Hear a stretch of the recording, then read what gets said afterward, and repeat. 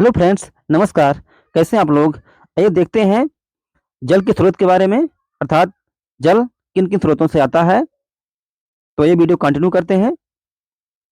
स्रोत जल से तात्पर्य उन जल निकायों जैसे नदियों, झीलों, जलाशय, झरने और भूजल से है, जो सार्वजनिक पेयजल आपूर्ति और निजी कुओं को पानी प्रदान करते हैं। जल स्रोतों में शामिल हो सकते हैं, तो 3 कैटेगरी इनकी की गई है निर्धारित। पहला है सतही जल, जैसे झील, नदी या जलाशय का जल। और नेक्स्ट है भूजल।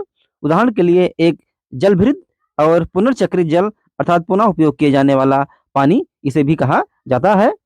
तो सोर्स ऑफ वाटर में जैसे वर्षा का जल हो गया, रेन, रिवर नदी का जल, तालाब का जल, समुद्रों का जल, झील के माध्यम से, हैंडपंप के माध्यम से और कुओं के माध्यम से और नल के माध्यम से या टोटी के माध्यम से जो भी जल प्राप्त होता है, उन्हें हम जो है सोर्स ऑफ वाटर के नाम से जानते हैं, अर्थात जल के स्रोत इसे कहते हैं।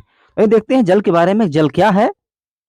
जल प्राकृतिक संसाधनों में से एक है जो पर्याप्त मात्रा में पाया जाता है। यह पृथ्वी ग्रह पर जीवन के अस्तित्व के लिए एक आवश्यक स्रोत है। इसका व्यापक रूप से विभिन्न उद्देश्यों जैसे पानी पीने, कपड़े धोने, स्नान, सफाई, खाना पकाने, सिंचाई और अन्य औद्योगिक और घरेलू उपयोग के लिए किया जाता है। जल एक बहुमूल्य प्राकृतिक संसाधन है। सभी जीवित जीवों को जीवित रहने के लिए पानी की आवश्यकता होती है। जल के बिना हम जीवन की कल्पना नहीं कर सकते हैं। चाहे जानवर हों या पौधे, उन्हें अपनी दैनिक गतिविधियों में पूरा करने के लिए पानी की आवश्यकता होती है। पौधों को प्रकाश संश्लेषण की प्रक्रिया से अपना भोजन संग्रहित करने के लिए पानी की आवश्यकता होती है। औसत एक व्यक्ति एक दिन में लगभग 600 से 700 लीटर का उपयोग करता है। हम सभी भोजन के बिना कई दिनों तक जीवित रह सकते हैं, लेकिन पानी के बिना जीवित रहने की कल्पना भी नहीं कर सकते। यहाँ तक कि पौधे भी पानी के बिना सूख जाते हैं और अपनी पत्ती को क्या करते हैं? गिरा देते हैं। तो ये देखते हैं आगे, जल के स्रोत कौन-कौन से हैं? जल के विभिन्न स्रोत हैं। पृथ्वी की सतह पर लगभग 97% पानी पानी से ढका हुआ है। जल के 3 मुख्य स्रोत हैं। बारिश का पानी, भूजल, इसमें वेल्स और झरने जैसे जल निकाय शामिल हैं। सतही जल, इसमें जलाशय, नदियाँ, झरने, तालाब, झीलें, टैंक जैसे विभिन्न जल निकाय शामिल हैं। और देखेंगे जल के महत्व के बारे में। जल का क्या महत्व है? वैसे तो सभी लोग जानते हैं जल के महत्व के बारे में, लेकिन जल का एक नॉर्मल महत्व है और उसका एक उपयोग है। तो इसके उपयोग किस प्रकार से ज़्यादा है, तो इसके महत्व के बारे में सीखेंगे। हम सभी को विभिन्न दैनिक गतिविधियों के लिए पानी की आवश्यकता होती है, जिनमें शामिल है घरेलू उद्देश्यों में स्नान, सफाई, खाना बनाना, पीना और धोना शामिल है। कृषि अनुप्रयोगों में सिंचाई, खेती, बागवानी और पाला नियंत्रण शामिल है। अन्य औद्योगिक अनुप्रयोग में भी जल का बहुत ही महत्वपूर्ण योगदान है। इसके अलावा हम पानी पीते हैं तो हाइड्रेट करना, जोड़ों को चिकनाई दे, शरीर के तापमान को नियंत्रित करने के लिए, शरीर में पोषक तत्वों और अन्य अपशिष्टों का परिवहन करने के लिए इसकी आवश्यकता होती है। पाचन तंत्र और शरीर के ऊतकों से पानी को की कमी को जो है संतुलित करता है।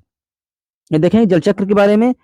पानी कभी बढ़ना बंद नहीं करता। जल चक्र मुख्य रूप से पृथ्वी की सतह से पानी की निरंतर गति की प्रक्रिया वर्णन करता है और इसे आमतौर पर 4 अलग-अलग चरणों में पूरा किया जाता है। संपूर्ण चक्र सूर्य द्वारा नियंत्रित होता है और इसे जल विज्ञान चक्र के रूप में भी जाना जाता है। तो आइए देखेंगे एक-एक करके। तो पहला हमारा है वाष्पीकरण। इस चरण में सूर्य की गर्मी महासागरों में और अन्य जल निकायों के पानी को गर्म करती है और पानी को वाष्प के रूप में वाष्पित कर देती है, जो ऊपर उठता है और बादलों का निर्माण करता है। नेक्स्ट है इसी में संघनन। बादलों में जल वाष्प का ठंडा होना ही संघनन कहलाता है। नेक्स्ट है वर्षा। बादलों में ठंडा जल वाष्प बूंदों के रूप में बनता है और वर्षा या बर्फ के रूप में वर्षा के रूप में पृथ्वी की सतह पर वापस आ जाता है। नेक्स्ट है इसी में संग्रहण। वर्षा का जल बहकर जमीन पे चला जाता है और नदी, तालाबों, कुओं में एकत्र हो जाता है और फिर वापस उसी समुद्र में चला जाता है।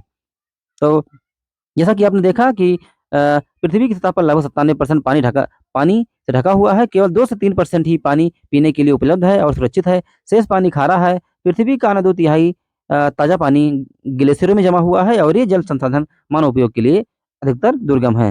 यही कारण है कि हम सभी को इस प्राकृतिक संसाधन की बर्बादी को कम करने और भविष्य की आवश्यकताओं के लिए पानी का संरक्षण करने की बहुत-बहुत आवश्यकता है। वैसे भी जल संरक्षण के लिए बहुत सारे नियम, बहुत सारे निकाय बनाए गए हैं, जैसे गंगा जल सफाई, नदी वाटर सैनिटेशन और जो अभी हाल ही में गाँव-गाँव में ये जो पाइप के माध्यम से जल का अ, जल की सुगम पहुँचना उसको आसान दिखा जाएगा, जिसे जल जीवन मिशन के अंतर्गत भी कहा गया है। तो जल हमारे लिए बहुत उपयोगी है। जल को बचाने के लिए गवर्नमेंट भी कई सारी स्कीम लाती है जिससे जल बचाया जा सके और प्रत्येक व्यक्ति का अपना भी दायित्व है कि वो हमारे जो सोर्स ऑफ वाटर हैं उनको बचाए रखे, उनको अक्षुण्ण रखे और इस तरीके से जल प्रत्येक व्यक्ति का दायित्व है कि जल को बचाएँ, जितना ही उपयोग में हो उतना ही उपयोग में लें। तो फ्रेंड्स हमारा ये था वीडियो, तो वीडियो में इतना ही था। फ्रेंड्स, अगर हमारा वीडियो आपको अच्छा लगता है तो कृपया हमें कमेंट बॉक्स में बताइए। तो वीडियो बनाने के लिए आपका बहुत बहुत धन्यवाद। आपका दिन शुभ हो। Have a great day.